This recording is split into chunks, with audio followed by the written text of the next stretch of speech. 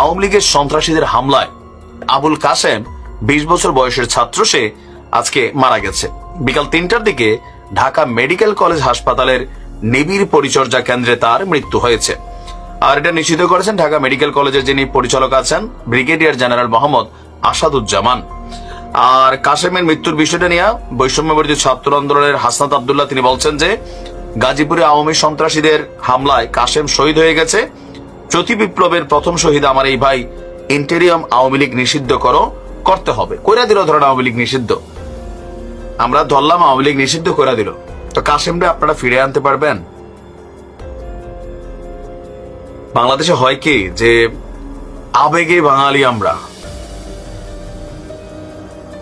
এই যে মব জাস্টিসের খেলায় আপনাদের কেন মনে হয়, আমি বারবার যখন এগুলো বলি, এই গত 5 বছর আওয়ামী লীগরে বলতাম আওয়ামী লীগ এগুলো শোনা নেই, তখন আমাদেরকে শত্রু ভাবতো। আপনারা নিউজ তো আমাদের শোনেন তাই না? যখন আওয়ামী লীগের নেতাদেরকে নিয়ে, ছাত্রলীগ নিয়ে, যুবলীগ নিয়ে মাঝে মাঝে ভিডিও বানাইতাম, তখন এরকম থ্রেড আসতো, এই আসতো, সে আসতো, গালাগালি আসতো, রাজাগার টাজাগার আসতো। এখন আবার যখন এগুলো বলি তখন আওয়ামী লীগের দোষর, এইটা সেইটা। ভাই ফাইনালি আপনি যে বাটে পড়লেন মানুষের কথায়, আপনার পরিবার, আপনার বউ, আপনার সন্তান, আপনার বাবা মা কি পাইল? 20-30 লাখ টাকা। আপনার মৃত্যু নিয়ে রাজনীতি হবে, আপনার মৃত্যু নিয়ে ব্যবসা হবে, আপনার মৃত্যু নিয়ে বহুত লোক এখন মামলার আসামি হয়ে যাবে। সেই আসামি থেকে বাঁচার জন্য লক্ষ লক্ষ টাকা মামলা বাণিজ্য আরেক তারা করবে। কিন্তু কাসেমের মা, কাসেমের বাপ কি পাইল? কাসেম কি পাইল? কারুর উপরে জুলুম করার আগে এই 16 বছর যারা মজলুম ছিলেন তারা কিন্তু এখন নির্যাতকের ভূমিকা অনেকে চলে আসছেন। এটা খেয়াল করছেন? 16 বছর আওয়ামী লীগ নির্যাতন করছে, আপনারা ছিলেন মজলুম। আবার আজকে আপনারা হয়ে গেছে নির্যাতক, আবার অনেক ভালো মানুষ হয়ে গেছে মজলুমের শিকার। আবার ক্ষমতার পালাবদল ঘটবে, এরকম কাসেমরা মারা যাবে, কাসেমদের নিয়ে বিবৃতি দেওয়া হবে, নেতারা লাশ কান্দে নিয়ে মিছিল করবে। ফাইনালি আপনি পাবেন কি? অন্যের জন্য ফাঁদ পাতলে সেই ফাঁদে কিন্তু নিজেকেই পড়তে হয়। লোকাল পিপলের বক্তব্য, আজকে কাসেমের মৃত্যুতেও সবাই আলহামদুলিল্লাহ বলতেছে, আবার কেউ তার জন্য ইন্নালিল্লাহ বলতেছে। মিক্সিং তো নাকি? দয়া করে মব জাস্টিস করা থেকে বিরত থাকেন। এটা মনে রাখেন যে একজন মানুষ বিপদে পড়তেই পারে, তার ওই বিপদের সময় আপনি তো তার ফায়দাটা তোলেন। আইজ হোক কাইল হোক, আপনারা না পাইলে আপনার ছেলে, ছেলেরা না পাইলে ছেলের ঘরের নাতি। বাঙালি বড় হিংসা পরায়ণ জাতি, ছাড়ে না। জেনারেশন টু জেনারেশন হিংসা, প্রতিশোধ এগুলোকে ক্যারি করে। এগুলোই জাতির জন্য কল্যাণ বয়ে আনে না। আর যাদের কথায় এই ভাঙচুর হয়েছে তারা এখন এই পরিবারগুলোরে কি সান্ত্বনা দিবে, কি দায়িত্ব নিবে আমি জানি না। বা টাকা কখনো একটা মানুষের রিপ্লেসমেন্ট হয় না। সামনের দিকে যে কোনো জায়গায় মব জাস্টিস করার আগে একটু ভাইবেন যে আপনি ভাবতেছেন আপনি যে সেখানে ঘটনা ঘটাইবেন, হইতে পারে ঘটনা ঘটাইতে গেছেন ওইখানে মাইর খেয়েবেন, অথবা আপনার আগে বিপরীত গ্রুপ আওয়ামী লীগ, যুবলীগ, ছাত্রলীগ তারাই হয়তো পাল্টা একটা প্ল্যান করে রাখছে গাজীপুরের এই ঘটনায়। এটা কিন্তু প্রমাণিত। দুইটার একটাই তো হয়েছে, হয়তো আওয়ামী লীগ প্ল্যান করে ডাইকা নিয়ে পিটিয়ে মারছে, অথবা তারা ভাঙচুর করতে গেছে। স্থানীয় লোক, একজনের বাড়ি আপনি ভাঙবেন, তার প্রতিবেশীরা আপনারা তো পিটাবে ভাই। ঘটনার দুইটার একটা ঘটছে। কি অর্জিত হলো? একটা জীবন ছড়ে গেল। আমরা ভাবছিলাম যে আরাফাত হয়তোবা মারা যাবে, মৃত্যুর সাথে পাঞ্জা লড়ছিল আইসিইউতে। কাসেমের অবস্থা একটু ভালো ছিল, কিন্তু আজকে কাসেমই দুনিয়া থেকে বিদায় হয়ে গেল। অপরদিকে কাফির বাড়িতে আগুন জ্বলছে। কাসেমের মৃত্যু নিয়ে আন্দোলন হবে, বড় বড় বক্তব্য দেওয়া হবে, হয়তোবা কাসেমের পরিবারকে 20 থেকে 30 লাখ টাকা দিয়ে দেওয়া হবে। কিন্তু কাসেমের জীবনের দামটা, একটা মানুষের জীবনের দাম 20-30 লাখ টাকায় হয়? কাসেমের মৃত্যুর একদিনের মাথায় 15 ছাত্র জনতাকে আওয়ামী লীগ পিটাইয়া হাসপাতালে পাঠাই দিছে। কেন পাঠাই দিছে? ওইখানেও একটা মব জাস্টিস করতে গেছিল এই ছাত্র জনতা। কেন মব জাস্টিস করতে গেল? তাদের কাছে যৌক্তিক কারণ আছে। তারা করছে কি, যাইয়া একটা অফিসে তালা লাগাই দিছে, চেয়ারম্যান অফিসে। এখন চেয়ারম্যান যিনি আছেন তিনি তো বরখাস্ত হন নাই।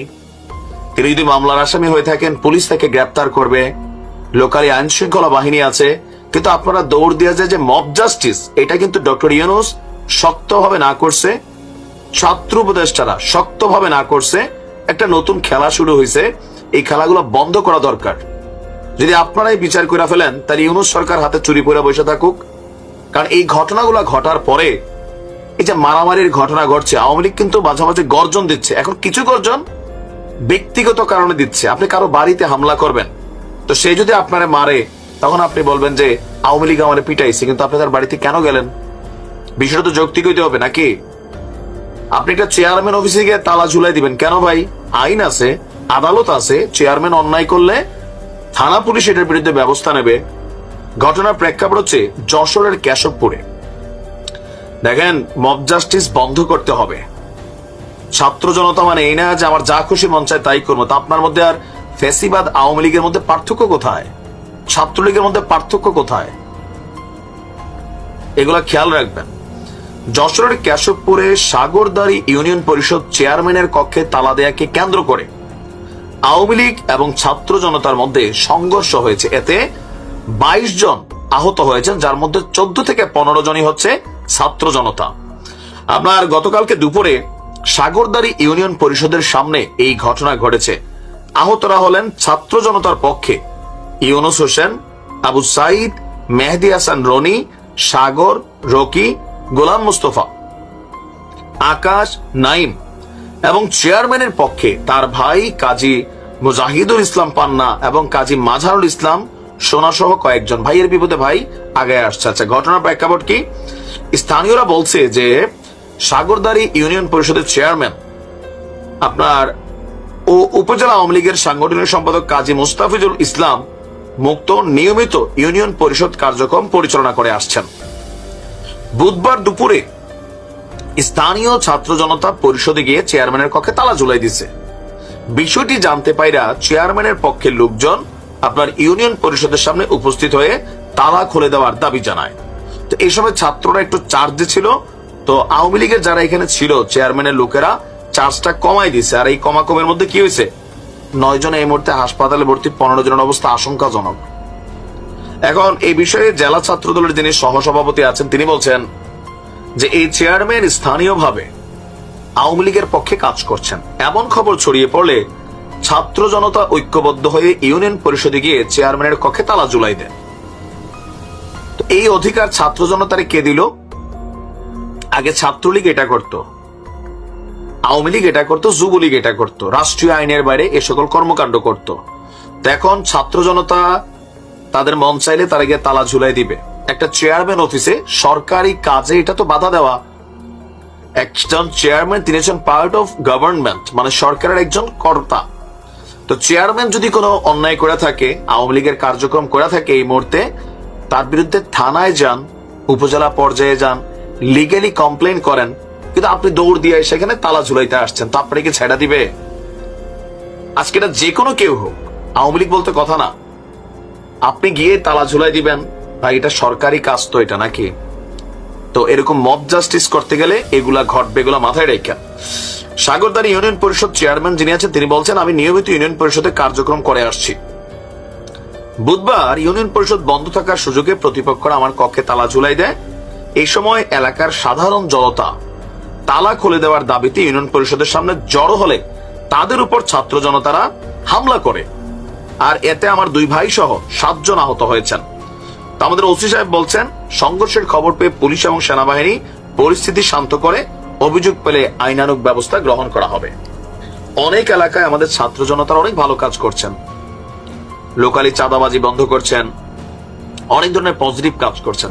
আবার কিছু কিছু এলাকায় যে না এটা করতে হবে সেটা করতে হবে, কোন রাজনৈতিক দলের আওয়াজে ইন্ধনে এই কাজগুলোতে জড়াই যাচ্ছেন, মব জাস্টিসে।